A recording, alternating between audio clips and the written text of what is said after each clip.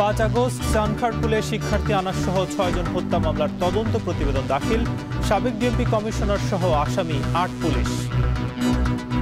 প্রধানমন্ত্রী যিনি সেই সময় ছিলেন তার নির্দেশ বিভিন্ন বাহিনীর কিছু অফিসার তাদের সম্পৃক্ততা এখানে আমাদের তদন্তে আমরা পেয়েছি। প্রাইম এশিয়ার শিক্ষার্থী পারভেজ হত্যা মামলায় 3 জনকে 7 দিনের রিমান্ড। ঢাকা বিশ্ববিদ্যালয়ে ছাত্রদলের মানববন্ধন।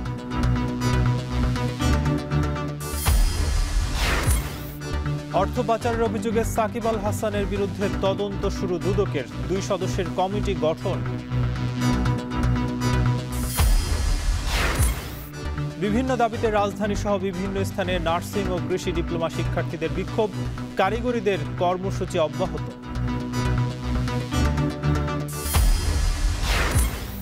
এবং পরলোকে ক্যাথলিক খ্রিস্টানদের সর্বোচ্চ ধর্মগুরু পোপ ফ্রান্সিস, ডক্টর ইউনূস সহ বিশ্ব নেতাদের শোক।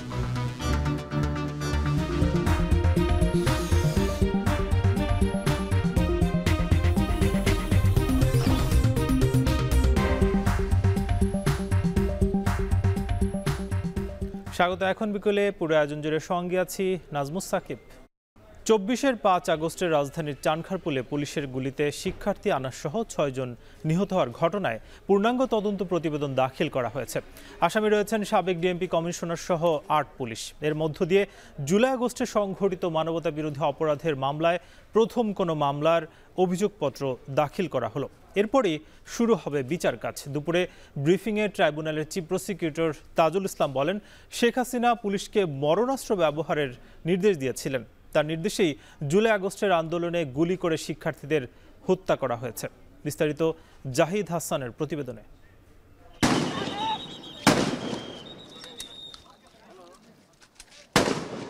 24-এর 5 আগস্টের সকাল চানখারপুল এলাকায় আন্দোলনকারীদের উপর পুলিশের গুলিবর্ষণ। মুহুর্মুহু গুলিবর্ষণে কেঁপে ওঠে পুরো এলাকা। রুখে দাঁড়ায় ছাত্র জনতা। পুরো এলাকা রূপ নিয়েছিল রণক্ষেত্রে। পুলিশের গুলিতে সঙ্গে সঙ্গে কেউ মাটিতে লুটিয়ে পড়েন, কাউকে নিয়ে যাওয়া হয় হাসপাতালে। গুলিতে হত্যার শিকার হন 6 জন। শিক্ষার্থী শাহরিয়ার খান আনাস, শেখ মাহাদি হাসান জুনায়েদ, মোহাম্মদ ইয়াকুব, রাকিব হাওলাদার, ইসমাইল হক ও মানিক মিয়া চানখারপুলে শহীদ হন। এ ঘটনার তদন্ত শেষ করেছে আন্তর্জাতিক অপরাধ ট্রাইব্যুনালের তদন্ত সংস্থা। 6 মাস 13 দিন সময় নিয়ে 90 পৃষ্ঠার তদন্ত প্রতিবেদন ট্রাইব্যুনালে দাখিল করা হয়েছে। আসামি করা হয়েছে ডিএমপির সাবেক কমিশনার হাবিবুর রহমান সহ 8 পুলিশ সদস্যকে। এর মধ্যে পুলিশ কর্মকর্তা আরশাদ, কনস্টেবল সুজন, ইমাজ ও নাসিরুল গ্রেফতার আছেন, বাকিরা পলাতক। সোমবার ট্রাইব্যুনালের চিফ প্রসিকিউটর তাজুল ইসলাম জানান, সাবেক প্রধানমন্ত্রী শেখ হাসিনা পুলিশকে মরণাস্ত্র ব্যবহার করার নির্দেশ দিয়েছেন। সকল গণহত্যার নির্দেশদাতা শেখ হাসিনা। হাবিবুর রহমান ওয়্যারলেসের মাধ্যমে পুলিশ কমান্ড সেন্টার এইখান থেকে সবাইকে বলেছে সিআর ফায়ার করো। প্রধানমন্ত্রীর কাছ থেকে নির্দেশ এসেছে। সুতরাং প্রধানমন্ত্রীর নির্দেশ ওইটা আবার সে ফার্দার কনভে করছে তার গ্রাউন্ড লেভেলে ফোর্সের কাছে। এর মাধ্যমে কমান্ড রেসপন্সিবিলিটি এটা প্রমাণিত হয়েছে। চানখারপুলে 5 আগস্টে হত্যা ও মানবতা বিরোধী অপরাধের একটি অংশের তদন্ত প্রতিবেদন প্রস্তুত করা হয়েছে। বাকি ঘটনার তদন্ত চলমান রয়েছে।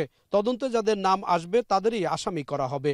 টপ কমান্ডার এবং সরাসরি সম্পৃক্ত তাদেরকে বিচারের আওতায় আনব। যদি এখানে আপনি সব পুলিশকে বিচারের আওতায় আনেন তাহলে কখনোই এটা জাস্টিস হবে না বলে আমরা মনে করি, বা এটা প্র্যাকটিক্যাল না। সরাসরি সম্পৃক্ত যারা তারা এবং তাদের সুপিরিয়র কমান্ডারদেরকে বিচারের আওতায় আমরা আনছি। সে কারণেই 8 জনকে আইডেন্টিফাই করা হয়েছে। আরো যে সমস্ত ঘটনা ঘটেছে সেগুলোর জন্য তদন্ত অব্যাহত আছে। তদন্ত প্রতিবেদনে 79 জনের সাক্ষীর জবানবন্দি নেওয়া হয়েছে। 19টি ভিডিও ক্লিপ, পত্রিকার ক্লিপ 2টি, অডিও ক্লিপ 2টি, বইয়ের রিপোর্ট 11টি ও ডেথ সার্টিফিকেট 6টি সংযুক্ত করা হয়েছে। জাহিদ হাসান, এখন, ঢাকা। প্রাইম এশিয়ার শিক্ষার্থী পারভেজ হত্যা মামলায় 3 জনকে 7 দিনের করে রিমান্ড দিয়েছেন আদালত। মামলার তদন্তকারী কর্মকর্তা আদালতে বলেন, এই ঘটনায় প্রাথমিকভাবে গ্রেপ্তারকৃতদের সম্পৃক্ততা পাওয়া গেছে। ঘটনাস্থলে তারা উপস্থিত ছিলেন। এদিকে জড়িতদের দ্রুত বিচার দাবিতে বিক্ষোভ করেছে ছাত্রদলের ঢাকা ও চট্টগ্রাম বিশ্ববিদ্যালয় শাখার শিক্ষার্থীরা। বিক্ষোভ হয়েছে দেশের বিভিন্ন স্থানেও। রাব্বি হোসেন জানাবেন বাকিটা। 19 এপ্রিল প্রাইম এশিয়া বিশ্ববিদ্যালয়ের শিক্ষার্থী জাহিদুল ইসলাম পারভেজকে নিজ ক্যাম্পাসে ছুরিকাঘাতে হত্যা করা হয়। সিসি ফুটেজে দেখা যায় হত্যার সেই নির্মম দৃশ্য। শিক্ষার্থী হত্যার ঘটনায় প্রতিবাদে ঝড় ওঠে সারা দেশে। মামলা করা হয় বিশ্ববিদ্যালয়টির ৮ শিক্ষার্থী ও অজ্ঞাতনামা ৩০ জনের নামে। শিক্ষার্থী পারভেজ হত্যার ঘটনায় ২ দিন পর সন্দেহভাজন হিসেবে গ্রেপ্তার করা হয় কামাল, জুনায়েদ ও আলামিন নামের ৩ জনকে। সোমবার বিকেলে ১০ দিনের রিমান্ডের আবেদন করে তোলা হয় সিএমএম আদালতে। আদালতে তোলার সময় আসামিদের দেখা যায় হাস্যোজ্জ্বল। দুই পক্ষের শুনানি শেষে তাদের প্রত্যেককে ৭ দিনের রিমান্ড দেন আদালত। মামলার তদন্তকারী কর্মকর্তা আদালতে বলেন, এই ঘটনায় তাদের প্রাথমিকভাবে সম্পৃক্ততা পাওয়া গেছে। ঘটনাস্থলে তারা উপস্থিত ছিলেন। শুনানি শেষে রাষ্ট্রপক্ষের আইনজীবী বলেন, তুচ্ছ ঘটনাকে কেন্দ্র করে নিরীহ যুবককে হত্যার এই ঘটনাকে অমানবিক বলেছেন বিচারক। যদিও পারভেজ হত্যায় তারা জড়িত নয় বলে দাবি করেন তাদের আইনজীবীরা। এদিকে টিএসসিতে শিক্ষার্থী পারভেজ হত্যার বিচারের দাবিতে মানববন্ধন করেছেন ঢাকা বিশ্ববিদ্যালয়ের ছাত্রদল। হত্যায় জড়িত সবাইকে দ্রুত গ্রেপ্তার ও বিচারের আওতায় না আনলে ছাত্রদল কঠোর অবস্থানে যাবে বলেও জানায় ছাত্রদলের নেতাকর্মীরা। সাধারণ শিক্ষার্থীদের পেশে আমরা দেখছি বাংলাদেশের বিভিন্ন শিক্ষা প্রতিষ্ঠানে ছাত্রলীগকে পুনর্বাসন প্রক্রিয়া করা হচ্ছে এই বৈষম্য বিরোধী ব্যানারের মাধ্যমে। আমরা হুঁশিয়ারি করে দিতে চাই, কেউ যদি এই ব্যানারকে ব্যবহার করে ছাত্রলীগের পুনর্বাসন করেন, আপনাদের বিরুদ্ধে আমরা কঠোর অবস্থান নেব। ছাত্র আন্দোলনের ব্যানারকে কলুষিত করছে কারা, এটা আমাদের প্রশ্ন। আজকে যারা বৈষম্য বিরোধী ছাত্র আন্দোলনের ব্যানারকে সামনে রেখে বিভিন্ন মব সৃষ্টি করে সামনের দিকে বাংলাদেশকে অগণতান্ত্রিক পন্থার দিকে ঠেলে দিচ্ছে, আমি তাদেরকে হুঁশিয়ারি উচ্চারণ করে দিতে চাই। আজকে থেকে বাংলাদেশ জাতীয়তাবাদী ছাত্রদল আপনাদেরকে বৈষম্য বিরোধী ছাত্র আন্দোলন বলবে না, আপনারা বৈষম্যমুখী ছাত্র আন্দোলন। এদিকে প্রাইম এশিয়া বিশ্ববিদ্যালয়ের শিক্ষার্থী পারভেজ হত্যায় বৈষম্য বিরোধী ছাত্র আন্দোলনের কর্মীরা জড়িত বলে অভিযোগ করেছে চট্টগ্রাম বিশ্ববিদ্যালয়ে শাখা ছাত্রদল। যে তরিকায় বা যেভাবে হামলা করা হয়েছে, এটা দেখে মনে হচ্ছে যে না, এটা অবশ্যই পরিকল্পিত ছিল। আমরা চাই এই সভ্য সমাজে আর যেন কোনো বিচার বহির্ভূত হত্যাকাণ্ড না হয়, আর যেন কোনো মায়ের বুক ফাঁকা না হয়। পারভেজ হত্যার বিচারের দাবিতে বিক্ষোভ হয়েছে দেশের বিভিন্ন স্থানেও। রাব্বি হোসেন, এখন, ঢাকা। জাতীয় ঐকমত্য কমিশনের ১৬৬টি সংস্কার প্রস্তাবের মধ্যে ১৪৭টির সঙ্গে একমত খেলাফত মজলিস। তবে সংবিধানে বহুত্ববাদ ও প্রাদেশিক সরকার সহ ১৫টি প্রস্তাবের বিপক্ষে দলটি। কমিশন বলছে, ফ্যাসিবাদের পুনরুত্থান ঠেকানোই তাদের মূল উদ্দেশ্য। মাজহার মাহবুবের প্রতিবেদন।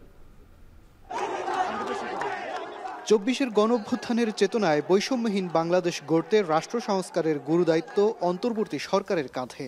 তবে আগে পূর্ণ সংস্কার নাকি নির্বাচন, এ নিয়ে রাজনৈতিক দলগুলোর মধ্যে রয়েছে বিস্তর ফারাক। এরই মধ্যে সংস্কার প্রশ্নে এক জায়গায় পৌঁছাতে ৫টি কমিশনের গুরুত্বপূর্ণ সুপারিশগুলো নিয়ে রাজনৈতিক দলগুলোর সঙ্গে দফায় দফায় আলোচনার টেবিলে ঐকমত্য কমিশন। সংস্কারে মতামত চাওয়া ৩৯ দলের মধ্যে সুপারিশ জমা দিয়েছে ৩৪ দল।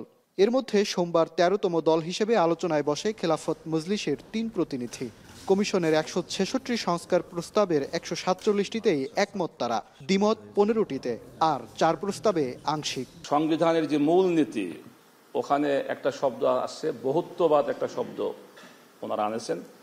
আমরা এই বহুত্ববাদের বিরোধিতা করেছি। আমাদের সংবিধানে আল্লাহর উপর পূর্ণ আস্থা ও বিশ্বাস, অবিচল বিশ্বাস রাখার একটা বিধান চালু ছিল, কিন্তু বিগত ফ্যাসিস্ট সরকার ওটাকে সংবিধান থেকে রহিত করে দিয়েছে।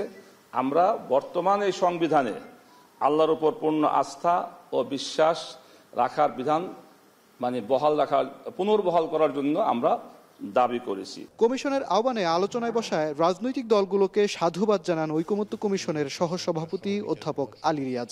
আশা করেন সংস্কারের মধ্য দিয়ে দেশ থেকে যেন গুম, খুন, নির্যাতন, বিচার বহির্ভূত হত্যা নির্মূল হয়। এই সংস্কার কমিশনগুলোর উদ্দেশ্য হচ্ছে বাংলাদেশে এমন একটা ব্যবস্থা তৈরি করা যাতে করে বাংলাদেশে পুনরায় কোনো অবস্থাতেই একটি ফ্যাসিবাদী শাসন প্রতিষ্ঠিত হতে না পারে। পাশাপাশি যেন জনগণের অধিকার প্রতিষ্ঠিত হয়, জনগণ যেন বুঝতে পারেন যে তাদের যে অধিকার সেটা সুরক্ষিত আছে। তারই প্রেক্ষাপটে সংবিধানের সংস্কার, নির্বাচন ব্যবস্থার সংস্কার সহ বিচার বিভাগ সহ বিভিন্ন ক্ষেত্রে রাষ্ট্র সংস্কারের উদ্যোগ নেওয়া হয়েছে। জনগণের অধিকার নিশ্চিত ও দেশে গণতান্ত্রিক চর্চা প্রতিষ্ঠা করাই সংস্কার কমিশনগুলোর উদ্দেশ্য বলে মন্তব্য করেন অধ্যাপক আলী রিয়াজ। তাদের অধিকার সুরক্ষার ক্ষেত্রে সাহায্য করতে পারে। মাজহার মাহবুব, এখন, ঢাকা। আপিল নিষ্পত্তি শেষ করে অল্প সময়ের মধ্যে জামায়াত ইসলামী নিবন্ধন ফিরে পাচ্ছে বলে জানিয়েছেন দলটির আইনজীবী শিশির মনির। তবে আইনি জটিলতার মধ্যে নির্বাচনের প্রস্তুতি শেষ করছে দলটি। ইতিমধ্যে ঠিক করা হয়েছে দলীয় প্রার্থীও। 11 বছর ধরে নিবন্ধন হারানো জামায়াত ইসলামী শেখ হাসিনার পতনের মধ্য দিয়ে পরিবর্তিত পরিস্থিতিতে ভোটের রাজনীতিতে আশার আলো দেখছে। বিস্তারিত জাহিদ হাসানের প্রতিবেদনে। জামায়াতকে রাজনৈতিক দল হিসেবে নির্বাচন কমিশনের নিবন্ধন দেওয়ার বৈধতা চ্যালেঞ্জ করে 2009 সালে হাইকোর্টে রিট দায়ের করা হয়।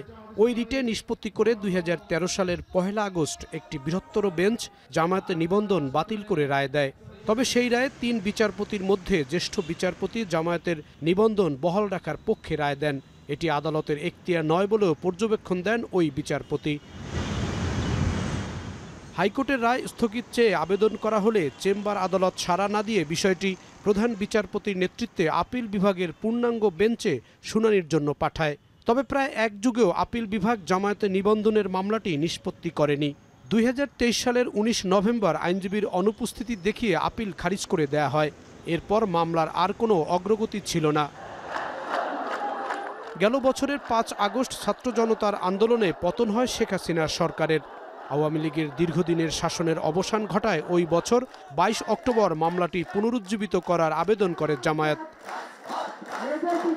এ পর্যন্ত কয়েকবার শুনানির জন্য কার্যতালিকায় এলেও এখনও নিষ্পত্তি হয়নি। তবে আপিলের আংশিক শুনানি শেষ হয়েছে। ডিসেম্বর থেকে আগামী বছরের জুনের মধ্যে নির্বাচনের পরিকল্পনা রয়েছে অন্তর্বর্তী সরকারের।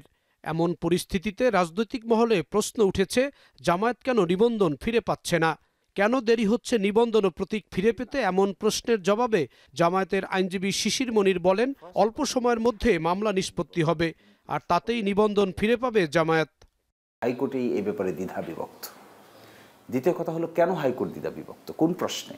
হাইকোর্টের যিনি সিনিয়র বিচারপতি ছিলেন 3 জনের মধ্যে, তিনি নিবন্ধন বাতিল করেননি। তিনি আর্গুমেন্ট করেছেন এটা যে এইভাবে যদি একটা রাজনৈতিক দলের রিট পিটিশনের ভিত্তিতে আরেকটি রাজনৈতিক দলের নিবন্ধন বাতিল করে দেওয়া হয়, তাহলে রাজনৈতিক যে সংস্কৃতি আছে সেটি কোনোভাবেই ডেভেলপ করতে পারবে না। এবং নিবন্ধন পাওয়ার ক্ষেত্রে তো সকলেই আকাঙ্ক্ষিত, সকলেই মনে করছেন যে দ্রুতই এটা পাওয়া উচিত। যেহেতু একটা আদালতের প্রক্রিয়ার মধ্যে আছে, এই জন্য আদালতের নিষ্পত্তি করতে যত সময় লাগে এত সময় নিশ্চয়ই ধৈর্যের সাথে অপেক্ষা করতে হবে। প্রতীকের ব্যাপারে আমাদের ফুল কোর্টের একটি রেজলিউশন আছে। আমরা যখন রেজিস্ট্রেশনের মামলা নিষ্পত্তি করব, আমরা সেই ইস্যুটাও একই সাথে নিষ্পত্তি করার চেষ্টা করব। নিবন্ধনের আইনি জটিলতা শিগগিরই কেটে যাবে এমন প্রত্যাশার কথা জানিয়ে ঢাকা মহানগর দক্ষিণের আমির নুরুল ইসলাম বুলবুল বলেন, জামায়াত পুরোদমে নির্বাচনী কার্যক্রম চালিয়ে যাচ্ছে। রাজনীতিতে জামায়াত এখন যে কোনো সময়ের চেয়ে শক্তিশালী। অবৈধ ফ্যাসিস্ট হাসিনা সরকার সম্পূর্ণ অন্যায়ভাবে আমাদের নিবন্ধন সবগুলো শর্ত পূরণ করার পরও আমাদের নিবন্ধনকে বাতিল করেছে। এটা রাজনৈতিক উদ্দেশ্য প্রণোদিত হয়েই গভর্নমেন্ট এটা করেছে। আমরা শঙ্কা করছি না, তবে ষড়যন্ত্র চক্রান্ত তো জামাতের বিরুদ্ধে সবসময় ছিল, এখনও আছে। আর জামাত একটা রাইজিং ফোর্স। জামাতের হাতে সৎ, দক্ষ, যোগ্য সকল সেক্টরে নেতৃত্ব দেওয়ার মতো ম্যান পাওয়ার রয়েছে। জামাতে রয়েছে বিপুল পরিমাণ জনগণের সমর্থন। আদালতের প্রক্রিয়ার মাধ্যমে আমরা ন্যায় বিচারের মাধ্যমে এটি ফিরে পাব আমরা আশা করছি, এবং জনগণও সেটি প্রত্যাশা করে। গত 15 বছর আওয়ামী লীগের শাসনামলে রাজনৈতিক দল হিসেবে সবচেয়ে বেশি নির্যাতনের শিকার হয়েছে জামায়াত। দলটির নেতারা এই দাবি করে বলেন, আগামীতে জামায়াতের বিরুদ্ধে আর কোনো ষড়যন্ত্রই সফল হবে না। জাহিদ হাসান, এখন, Dhaka. Diploma in nursing science and midwifery কোর্সকে স্নাতক বা ডিগ্রির সমমান করার দাবিতে সারা দেশে বিক্ষোভ করেছে শিক্ষার্থীরা। শিগগিরই দাবি আদায় না হলে কঠোর কর্মসূচির হুঁশিয়ারি দেওয়া হয়। শিক্ষার্থীদের অভিযোগ, কোর্স সম্পন্ন করেও এসএসসি উত্তীর্ণ হিসেবে তাদের বিবেচনা করা হচ্ছে। বিস্তারিত প্রতিবেদনে। Diploma in nursing science and midwifery কোর্সকে স্নাতক কিংবা ডিগ্রি সমমান করার দাবিতে সোচ্চার সারা দেশ। এক দফা দাবি আদায়ে বিভিন্ন জেলায় ব্যানার, প্ল্যাকার্ড হাতে আন্দোলন নামেন শিক্ষার্থীরা। সোমবার সকাল 11টায় বরিশাল নগরীর সদর রোডের অশ্বিনী কুমার হলের সামনে মানববন্ধন করেন নার্সিং এবং মিডওয়াইফারির শিক্ষার্থীরা। অভিযোগ করেন, কোর্স সম্পন্ন করেও এসএসসির উত্তীর্ণ হিসেবে তাদের বিবেচনা করা হয়। ইন্টার পাস করার পরে 4 বছর পড়াশোনা কমপ্লিট করার পরে কিভাবে ইন্টার পাস থাকে। যারা ডিপ্লোমা করতেছি এরা যাতে ডিগ্রির সমমানটা পায়। একই দাবিতে সিলেটের কেন্দ্রীয় শহীদ মিনারে জড়ো হন শিক্ষার্থীরা। সেখান থেকে নগরীর বিভিন্ন সড়ক ঘুরে জেলা প্রশাসকের কার্যালয়ে গিয়ে শেষ হয় মিছিল। এই সময় জেলা প্রশাসকের মাধ্যমে প্রধান উপদেষ্টা বরাবর স্মারকলিপি দেন বিক্ষোভকারীরা। এই দাবি যতক্ষণ পর্যন্ত আদায় হচ্ছে সেই পর্যন্ত আমরা আমাদের কার্যক্রম চালিয়ে যাব।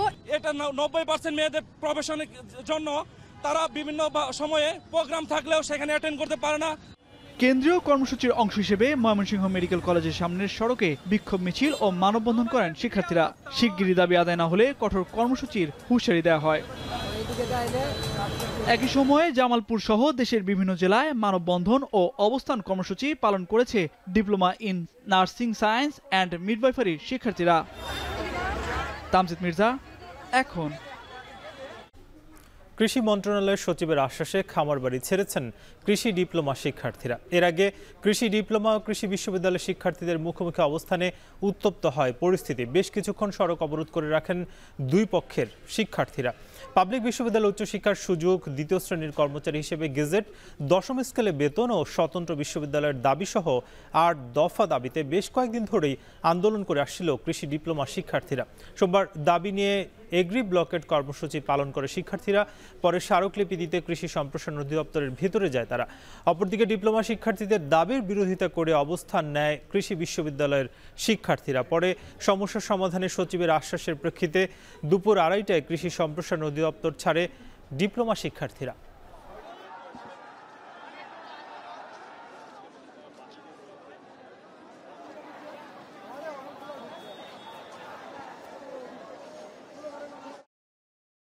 অযৌক্তিক দাবিগুলো তার মধ্যে একটা হচ্ছে তারা যে উচ্চশিক্ষা চাচ্ছে, সেটা হচ্ছে যৌক্তিক দাবি। আমরা চাচ্ছি যে তারা উচ্চশিক্ষা নিক, তবে অ্যাডমিশন পরীক্ষা দিয়ে তারা উচ্চশিক্ষা নিক। তারা এসএসসি পরীক্ষা দিয়ে ডিপ্লোমাতে ভর্তি হয়, তাদের কতটুকু রেজাল্ট, তাদের একাডেমিক কারিকুলাম সম্পর্কে আমরা ওইভাবে অবগত নাই, তাদের কতটুকু সেভাবে ল্যাব ফ্যাসিলিটি নাই, সেভাবে টিচার নাই, কিছু নাই।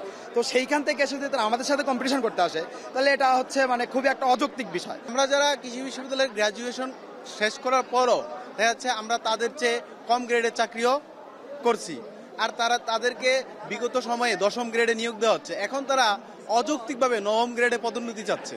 কৃষি সচিব মহোদয় ওদের কথাগুলি শুনেছে এবং কিছু দাবি ওদের প্রাথমিকভাবে মেনে নিয়েছেন। তারপরও ছাত্র আন্দোলন কেন করছে আমরা এটা বুঝি না। কৃষি ভার্সিটির কিছু ছাত্র এসে খামার বাড়ি তাদের সম্পত্তি, ডিপ্লোমা কৃষিবিদ্যার তাদের সম্পত্তি নয়, এই ধরনের আচরণ দেখে তারা এখানে যে আচরণটা করলো আমরা অত্যন্ত দুঃখজনক। জুনিয়র ইন্সট্রাক্টর পদে ক্রাফট ইন্সট্রাক্টরদের 30% পদোন্নতির কোটা বাতিল সহ 6 দফা দাবিতে বিক্ষোভ ও অবস্থান কর্মসূচি পালন করেছে পলিটেকনিক ইনস্টিটিউটের শিক্ষার্থীরা। কেন্দ্রীয় কর্মসূচির অংশ হিসেবে বিক্ষোভ করেছে ময়মনসিংহ পলিটেকনিক ইনস্টিটিউটের শিক্ষার্থীরা। সকালে ক্যাম্পাসে অবস্থান নিয়ে ঘণ্টাব্যাপী বিক্ষোভ ও মিছিল করেন তারা। এ সময় শিক্ষার্থীরা বলেন এখনও শান্তিপূর্ণভাবে আন্দোলন চলছে। আগামী 48 ঘন্টার মধ্যে দাবি বাস্তবায়ন না হলে কঠোর কর্মসূচির হুঁশিয়ারি দেন তারা। একই দাবিতে বেলা 11টায় চট্টগ্রামে বিক্ষোভ মিছিল করেছেন পলিটেকনিক ইনস্টিটিউটের শিক্ষার্থীরা। তারা বলেন ন্যায্য দাবি আদায় না হওয়া পর্যন্ত আন্দোলন চলবে।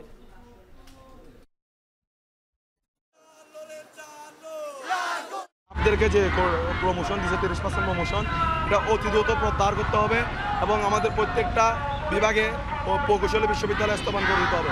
আমাদের কারিগরি সংস্কার কমিশন গঠন করতে হবে। কারিগরি সংস্কার কমিশন গঠন করে কারিগরি শিক্ষা বোর্ডকে যাতে আরো উন্নত করা যায়। আমরা চাচ্ছি যে আমাদের দাবিটা দ্রুত সময়ের মধ্যে মেনে নেওয়া হোক, তাহলে আমরা ক্লাসে ফিরে যেতে পারবো, আমরা আমাদের পরীক্ষার প্রিপারেশন নিতে পারবো। আমাদের 48 ঘন্টার মধ্যে 24 ঘন্টা চলে গেছে, আমরা আর 24 ঘন্টা অপেক্ষা করব। আমাদের এই 24 ঘন্টার মধ্যে দাবি যদি পূরণ না হয় আমরা আবার রাজপথে নামবো।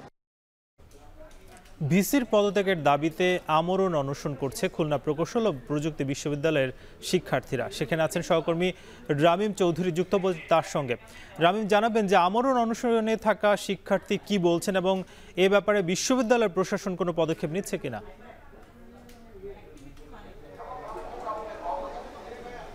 সাকিব, আমরা দেখেছি যে কিছুক্ষণ আগেই কিন্তু আমরণ অনশনের যে কর্মসূচিতে যাওয়ার কথা ছিল শিক্ষার্থীদের, তারা কিন্তু এর মধ্যে বসে গেছে সেই কর্মসূচিতে। এখানে স্টুডেন্ট ওয়েলফেয়ার সেন্টার যেটি রয়েছে তার ঠিক সামনেই কিন্তু এখন এখানে যারা শিক্ষার্থীরা রয়েছেন তারা কিন্তু এখানে আমরণ অনশনে বসেছেন। তার মূল কারণ হচ্ছে যে তাদের যে এক দফা দাবি ছিল ভিসি পদত্যাগের, সেই দাবিটা কিন্তু এখনো পূরণ হয়নি। ঠিক সেই কারণে তাদের পূর্বঘোষিত যে কর্মসূচি ছিল সেই কর্মসূচির কিন্তু তারা এখানে বসেছেন। তবে এখানে আমরা দেখেছি যে বিশ্ববিদ্যালয়ের শিক্ষকরা যারা রয়েছেন তারা কিন্তু একেবারেই মুখোমুখি বসে আছেন। বর্তমানে আপনি দেখতেই পাচ্ছেন যে শিক্ষকরা কিন্তু শিক্ষার্থীদের সাথে বসে কথা বলছেন।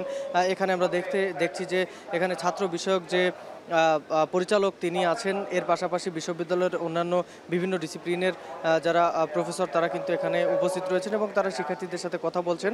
তবে শিক্ষার্থীরা যেটি বলছেন যে গত কয়েকদিন আগে যে 18 ফেব্রুয়ারি যে হামলার ঘটনা ঘটেছিল তারপর থেকে কিন্তু অনাকাঙ্ক্ষিত তাদের সাথে অনেকগুলো ঘটনা ঘটেছে এবং তার ফলে কিন্তু তারা অনেকটাই শঙ্কিত।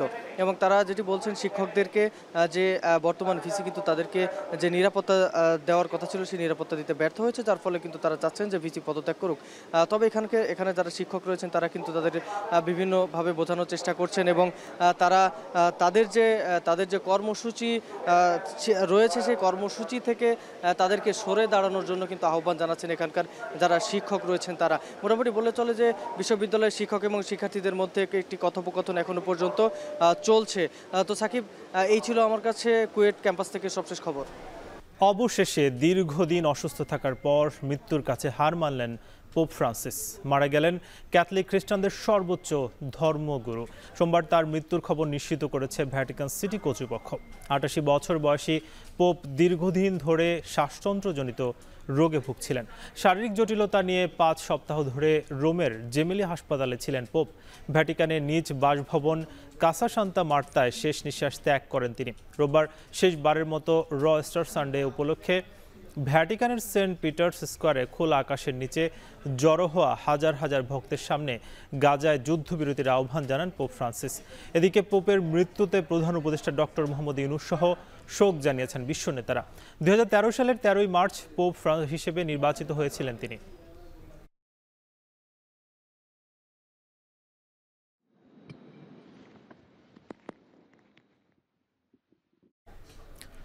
ধর্ম নির্বিশেষে সকলের কাছে আদর্শ ছিলেন পোপ ফ্রান্সিস। জীবন নিয়োজিত করেছিলেন ঈশ্বর ও তার সৃষ্টির সেবায়। তার মৃত্যুতে শোক ও শ্রদ্ধা জানাচ্ছেন বিশ্ব নেতারা। সংস্কারপন্থী হলেও জনপ্রিয় ছিলেন প্রাচীনপন্থীদের কাছেও। হাজার বছরে ইউরোপের বাইরের অঞ্চল থেকে ভ্যাটিকানের নেতৃত্ব দেওয়া প্রথম পোপ ছিলেন ফ্রান্সিস। বিস্তারিত তৌহিদুর রহমানের প্রতিবেদনে। 1958 সালে মাত্র 21 বছর বয়সে প্রথমবারের মতো নিউমোনিয়ায় আক্রান্ত হয়েছিলেন পোপ ফ্রান্সিস। ফুসফুসের একটা অংশ কেটে ফেলায় সেবার মৃত্যুর সঙ্গে লড়াই করে শেষ পর্যন্ত ফিরে এলেও এবার আর পার পেলেন না। জীবনের দীর্ঘ পথ পাড়ি দিয়ে 88 বছর বয়সে সেই নিউমোনিয়াতেই নিভে গেল বিশ্বের রোমান ক্যাথলিক খ্রিস্টানদের প্রধান ধর্মগুরু পোপ ফ্রান্সিসের জীবন প্রদীপ। 1958 সালে গুরুতর অসুস্থতা কাটিয়ে সুস্থ হয়ে খ্রিস্ট ধর্মচর্চায় জীবন কাটিয়ে দেওয়ার সিদ্ধান্ত নেন। ওই বছরই আর্জেন্টিনায় থাকা এক রোমান ক্যাথলিক চার্চে খ্রিস্টের সৈনিক হিসেবে জেসুইট পদে যোগ দেন। ক্যাথলিক যাজক হিসেবে নিযুক্ত হন 1969 সালে। আর্জেন্টিনার রাজধানী বুয়েন্স আয়ার্সে সহায়ক বিশপ হিসেবে ছিলেন 1992 থেকে 1997 সাল পর্যন্ত। এরপর 1998 থেকে 2013 সাল পর্যন্ত আর্চ বিশপের দায়িত্ব পালন করেন। ক্যাথলিক খ্রিস্টানদের সর্বোচ্চ ধর্মগুরু পোপের খুব ঘনিষ্ঠ মহলের সদস্য বা আর্চ বিশপদের কার্ডিনাল পদবীর মর্যাদা দেয়া হয়। সেই সূত্রে 2001 সালে পোপ দ্বিতীয় জন পল ফ্রান্সিসকে কার্ডিনাল সম্মানের অধিকারী করেন। 2013 সালে পোপ হওয়ার আগ পর্যন্ত একই সঙ্গে আর্চ বিশপ ও কার্ডিনাল ছিলেন ফ্রান্সিস।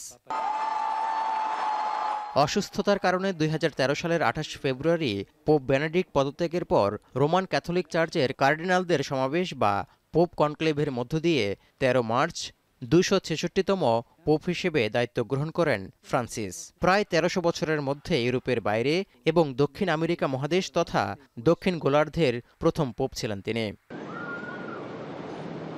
পোপ এমন এক ধর্মীয় নেতা যা প্রায় 2000 বছরের পুরনো। সারা বিশ্বের ক্যাথলিক গির্জাগুলোর কর্তৃত্বের ক্ষেত্রে এই পদটিকে চেইন অব কমান্ড হিসেবে মেনে চলা হয়। আর এই কর্তৃত্বতন্ত্রের নেতৃত্বে থাকে ভ্যাটিকান সিটি। সেই ভ্যাটিকানের শীর্ষ ব্যক্তি হিসেবে পোপ সারা বিশ্বে ক্যাথলিক আদর্শ বিস্তারে নির্দেশনা দিয়ে থাকেন। রাজনৈতিক ও কূটনৈতিক ক্ষমতা বাদ দিলেও পোপের রয়েছে মানুষকে অনুপ্রাণিত করার ক্ষমতা। জীবদ্দশায় পোপ ফ্রান্সিস সৃষ্টিকর্তার করুণার উপর জোর দেয়া, ভালো ব্যবহার, দরিদ্রদের জন্য উদ্বেগ এবং আন্তধর্মীয় সংলাপের প্রতিশ্রুতির জন্য সুপরিচিত ছিলেন। জলবায়ু পরিবর্তনের হুমকি মোকাবিলায় পরিবেশ দূষণকে পাপ হিসেবেও আখ্যা দিয়েছিলেন পোপ ফ্রান্সিস। রাশিয়া ইউক্রেন যুদ্ধ থেকে শুরু করে ইসরায়েলি আগ্রাসনে মধ্যপ্রাচ্য সংঘাত উত্তেজনা বন্ধে বহুবার আহ্বানও জানিয়েছিলেন পোপ ফ্রান্সিস। এমনকি শান্তির বার্তা নিয়ে নিজেই ছুটে গিয়েছিলেন বিশ্ব নেতাদের দরবারে। 2017 সালে এসেছিলেন বাংলাদেশেও। 1936 সালের 17 ডিসেম্বর আর্জেন্টিনার রাজধানী বুয়েন্স আয়ার্সে জন্মগ্রহণ করেছিলেন পোপ ফ্রান্সিস। বাবা মা আদর করে নাম রেখেছিলেন জর্জ মারিও বার্গোগ্লিও। রসায়নবিদ্যা পড়েও ফ্রান্সিস একটা সময় দারোয়ান হিসেবেও কাজ করেছেন। তৌহিদুর রহমান, এখন বিশ্ব। শ্রমবাজার সম্প্রসারণ গুরুত্ব পাবে প্রধান উপদেষ্টার কাতার সফরে। দুপুরে পররাষ্ট্র মন্ত্রণালয়ের ব্রিফিংয়ে সাংবাদিকদের তথ্য জানান পররাষ্ট্র উপদেষ্টা তৌহিদ হোসেন। বলেন, ভিসার সমস্যার সমাধানেও আলোচনা হবে। আমাদের প্রায়োরিটি হচ্ছে যে তাদের সর্বোচ্চ পর্যায়ে আমাদের একটা দেখা সাক্ষাৎ, প্লাস ওখানে আমাদের যেই সমস্যা যেগুলি আছে এই ভিসা ইত্যাদি নিয়ে আমরা চেষ্টা করব সেগুলি সমাধান করতে। প্রধান উপদেষ্টার কাতার সফরে দুদেশের পারস্পরিক সম্পর্ক আরও সুদৃঢ় হবে বলে জানিয়েছেন প্রধান উপদেষ্টার প্রেস সচিব শফিকুল আলম। দুপুরের শ্রম সংস্কার কমিশনের দেয়া প্রতিবেদনে প্রধান উপদেষ্টার কাতার সফর নিয়ে ব্রিফিংয়ে তিনি একথা জানান।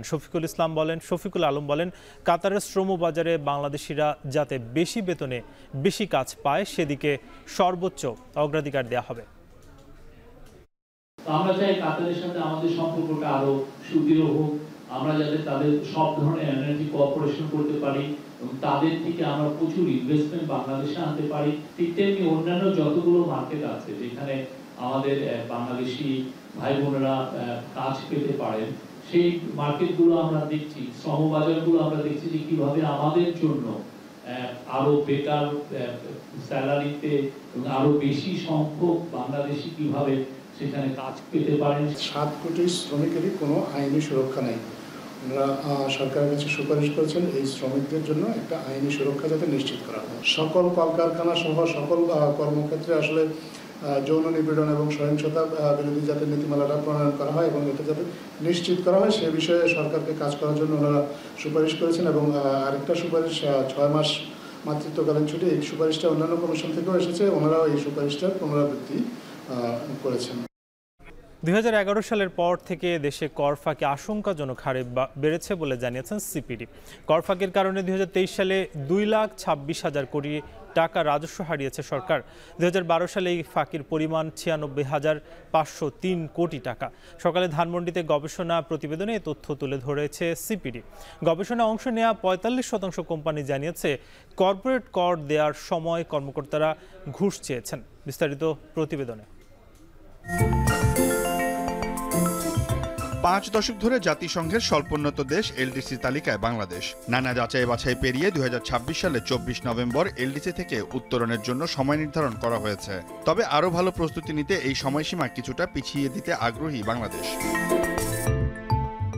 সেন্টার ফর পলিসি ডায়ালগ সিপিডির গবেষণা বলছে 2023 সালে কর ফাঁকির কারণে আনুমানিক 2,26,000 কোটি টাকা রাজস্ব থেকে বঞ্চিত হয়েছে।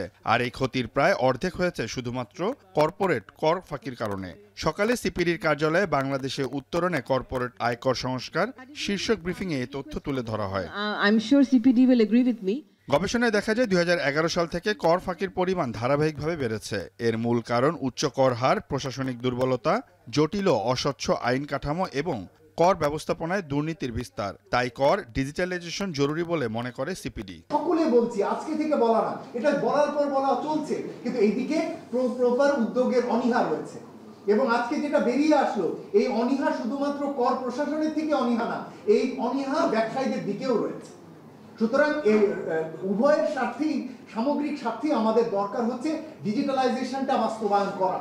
এদিকে বাংলাদেশে বিভিন্ন মাধ্যমে ডিজিটাল পেমেন্ট সিস্টেম চালু রয়েছে। সিপিডি বলছে দেশে একক ডিজিটাল ট্রানজ্যাকশন তৈরি করা জরুরি, তাহলে খুব সহজেই গ্রাহকের সব হিসাব রাজস্ব বিভাগ বের করতে পারবে। বাংলাদেশের সামগ্রিক আর্থিক লেনদেন একটি একক ডিজিটাল সিস্টেমের ভিতরে নিয়ে আসতে হবে, যাতে করে এই যে কোনো ট্রানজ্যাকশন দেশের যে কোনো জায়গায় হোক সেগুলোকে যাতে ট্রেস করা যায়, ট্র্যাক করা যায় এবং সেটার আলোকে যাতে তার রিটার্ন সাবমিশনকে ভেরিফাই করা যায়। সুতরাং এরকম একটা আমাদের ইন্টিগ্রেটেড ডিজিটালাইজড একটা ট্রানজ্যাকশন সিস্টেমে আমাদের যেতে হবে। গত সরকারের আমলে এনবিআর থেকে তথ্য পাওয়া দুষ্কর ছিল, জানিয়ে অন্তর্বর্তী সরকারের সময়ও এর ধারাবাহিকতা অব্যাহত আছে বলে অভিযোগ সিপিডির। আমরা এনবিআর গিয়ে আমাদের কাছেই আসলে আমরা তথ্য চাইতে গিয়ে আমাদের কাছে ইনফর্মাল একটা সাইন দেওয়া হয়েছে যে আমরা গিয়ে আসলে অন্যভাবে তথ্য নিতে পারি, এবং আমরা চিঠিটা দেওয়ার পর কোনো রেসপন্সও পাইনি। ফলে বোঝা যাচ্ছে আমি ট্যাক্স দিতে যেতাম আমাকে আসলে কি ফেস করতে হতো, এবং এটা কিন্তু এই সরকার পতনের পরেও এই অভিজ্ঞতা আমার হয়েছে। ফলে আমরা বুঝতে পারি যে বিজনেসের ক্ষেত্রে চ্যালেঞ্জটা আসলে কত বেশি। ফলে আমরা বলছি যে যদি সিসিটিভি দিয়ে হয়, যদি এটাকে ট্রান্সপারেন্ট করে হয়, এটাকে আরো অ্যাকাউন্টেবল করতে হবে।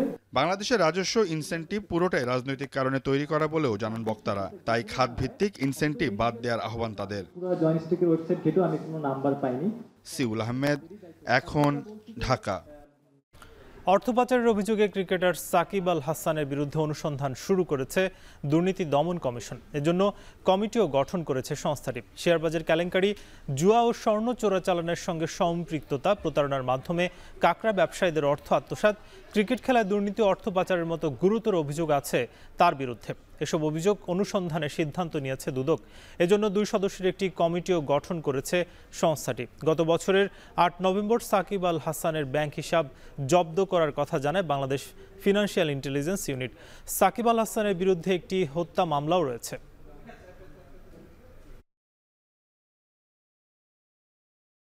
নতুন করে আর প্লট বরাদ্দ দেবে না রাজুক। একই সাথে ঢাকাকে পরিকল্পিত সাজাতে সব সংস্থার সমন্বয়ে নগর সরকার গঠনে মত তাদের। নগর পরিকল্পনাবিদদের অভিযোগ, হাউজিং ব্যবসায়ীদের সুবিধা দিতেই সাজানো হয়েছে ড্যাব। রাজধানীতে নগর উন্নয়ন সাংবাদিক ফোরামের আয়োজিত এক সংলাপে কথা বলেন বক্তারা। বিস্তারিত প্রতিবেদনে। জলাবদ্ধতা নিরসনে 2016 সালে storm water drainage master plan for Dhaka city নামে মাস্টার প্ল্যানের উদ্যোগ নেয় ঢাকা ওয়াসা, যা বাস্তবায়ন না করে নতুন মাস্টার প্ল্যানের পথে হাঁটছে 2 সিটি কর্পোরেশন। এভাবে বছরের পর বছর শুধু পরিকল্পনা গ্রহণের মাধ্যমেই সীমাবদ্ধ রাজধানীর জলাবদ্ধতা নিরসনে সিটি কর্পোরেশনের উদ্যোগ। নগর উন্নয়ন সাংবাদিক ফোরামের আয়োজিত সংলাপেও রাজুকের কর্তা ব্যক্তিরা স্বীকার করলেন সে কথা। ময়লা উপচয় রাস্তার পাশে উন্মুক্ত ড্রেনে গিয়ে পড়ে এবং ড্রেনের সুয়েরেজ প্রবাহ বন্ধ করে দেয়। ঢাকার 4টি নদী ও খালসমূহ মহানগরীর পানি নিষ্কাশনে বিশেষ ভূমিকা রাখত, কিন্তু রাজধানীর নদী, নালা, খালসহ সব প্রাকৃতিক জলাধার ভরাট ও অবৈধ দখলদারদের হাতে চলে যাওয়ায় আজ তা অস্তিত্বহীন। তথ্য বলছে, গেল একযোগে 3000 কোটি টাকা ব্যয়ে নানা প্রকল্প বাস্তবায়নেও রাজধানীর জলাবদ্ধতা পরিস্থিতি উন্নতি হয়নি, যা রাষ্ট্রীয় অর্থের অপচয়। স্থানীয় সরকার প্রতিষ্ঠানগুলি আছে, তাদেরকে যদি রাজুক কারিগরি সহায়তা দিয়ে যদি প্ল্যান করে, এইটাই হওয়া উচিত।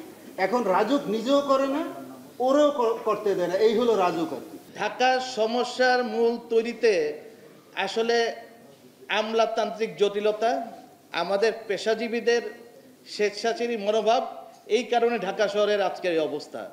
এছাড়া সংলাপে বিশদ অঞ্চল পরিকল্পনা বা ড্যাপ নিয়েও অভিযোগ করেন পরিকল্পনাবিদরা। বলেন, হাউজিং ব্যবসায়ীদের সুবিধা দিতেই সাজানো হয়েছে ড্যাপ। ড্যাব বলছে শুধু 25 লক্ষ লোকের জন্য আমাকে আরো 800 স্কয়ার কিলোমিটার জায়গায় নগরায়ন করতে হবে। ভূমিদস্যুদের করা হাউজিং প্রজেক্টকে জায়গা দেওয়ার জন্য এই জায়গাটা আরবানাইজ করতে হবে। রাজুক যখন এই ভায়োলেশনগুলো করে, সরকার যখন ভায়োলেশন করে, সরকার যখন নদী নালা পলিউট করে, ওয়াসা যখন বুড়িগঙ্গায় ময়লা ফেলে, আবর্জনা ফেলে, সরকারি শিল্প কারখানা বর্জ্য যখন ফেলে, তখন পাবলিক আপনার কথা শুনবে কেন? এই অবস্থায় সমস্যায় জর্জরিত রাজধানীর বর্তমান সংকটগুলো সমাধান না হওয়া পর্যন্ত নতুন করে আর প্লট বরাদ্দ না দেওয়ার সিদ্ধান্ত রাজুকের। পাশাপাশি স্থানীয় সরকার সহ সব সংস্থার সমন্বয়ে রাজধানীতে নগর সরকার চালুর পরামর্শ সংস্থাটির প্রধানের। ঢাকা শহরের উন্নয়নের জন্য যতগুলো সংস্থা আছে সবাইকে একটা আমরার নিচে নিয়ে যদি আমরা প্রপার প্ল্যানিং করতে পারি এবং সেই প্ল্যান যদি আমরা বাস্তবায়ন করতে পারি, তবেই আজকের এই সমস্যার সমাধান বলে আমি দৃঢ়ভাবে বিশ্বাস করি। রাজধানীর জলাবদ্ধতার অন্যতম কারণ যথেষ্ট জলাশয় ও পানি নিষ্কাশনের পথ না থাকা। 5 শতকে হারিয়ে গেছে অর্ধেকের বেশি পানির আধার। স্বাধীনতার পর ঢাকায় 77টি খালের মধ্যে দখল দূষণে বিপর্যস্ত 44টি এখনও কোনো রকমে টিকে আছে। দেলোয়ার দোলন, এখন, ঢাকা। সেপ্টেম্বরের মধ্যে বিশেষ বিসিএস এর মাধ্যমে 2000 চিকিৎসক নিয়োগ দেওয়া হবে বলে জানিয়েছেন স্বাস্থ্য উপদেষ্টা নূরজাহান বেগম। সকালে সচিবালয়ে রেলওয়ের আওতাধীন হাসপাতালগুলোতে যৌথ ব্যবস্থাপনায় পরিচালনার লক্ষ্যে স্বাস্থ্যসেবা বিভাগ ও রেলপথ মন্ত্রণালয়ের মধ্যে সমঝোতা স্মারক স্বাক্ষর অনুষ্ঠানে শেষে তিনি কথা বলেন। হাসপাতালের স্বাভাবিক কার্যক্রম পরিচালনার জন্য এখনও দেশে 8000 চিকিৎসকের সংকট আছে বলেও জানান স্বাস্থ্য উপদেষ্টা। ঢাকা, চট্টগ্রাম সহ রেলওয়ের অধীন 10টি হাসপাতাল জনসাধারণের জন্য উন্মুক্ত করে দেওয়া হচ্ছে ও সরকারি হাসপাতালের মতো চিকিৎসা সেবা দেওয়া হবে বলেও জানান রেলপথ মন্ত্রণালয়ের উপদেষ্টা ফাউজুল কবির খান। এই হাসপাতালগুলো পরিচালনার জন্য স্বাস্থ্যসেবা বিভাগ হতে প্রয়োজনীয় জনবল পাওয়া না গেলে রেলপথ মন্ত্রণালয় পিএসসির মাধ্যমে জনবল নিয়োগের ব্যবস্থা করবে।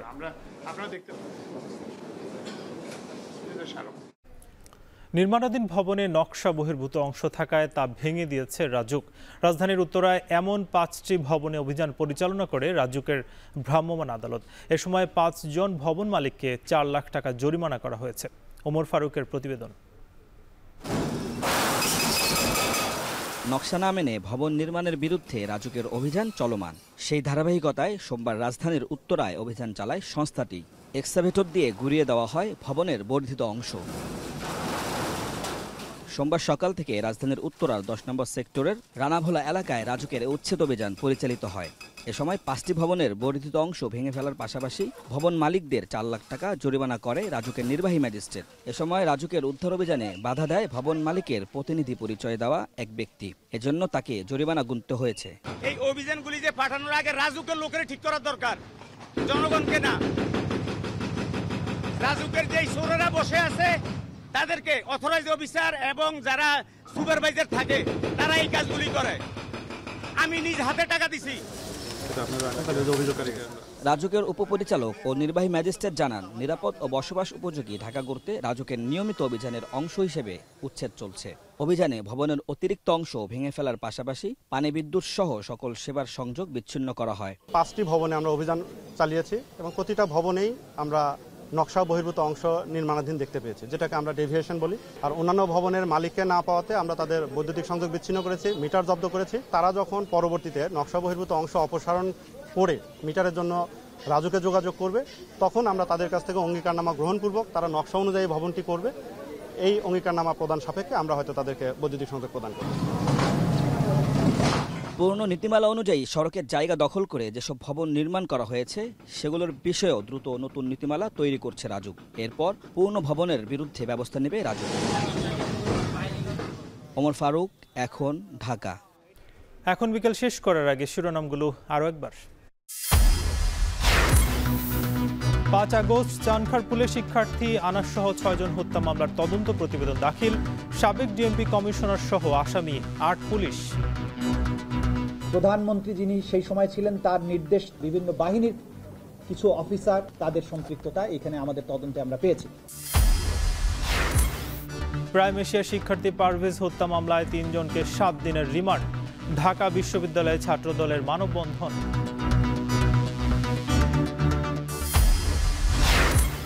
অর্থ পাচারের অভিযোগে সাকিব আল হাসানের বিরুদ্ধে তদন্ত শুরু দুদকের। 2 সদস্যের কমিটি গঠন।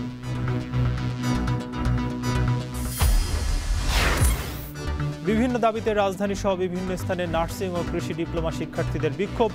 কারিগরিদের কর্মসূচি অব্যাহত।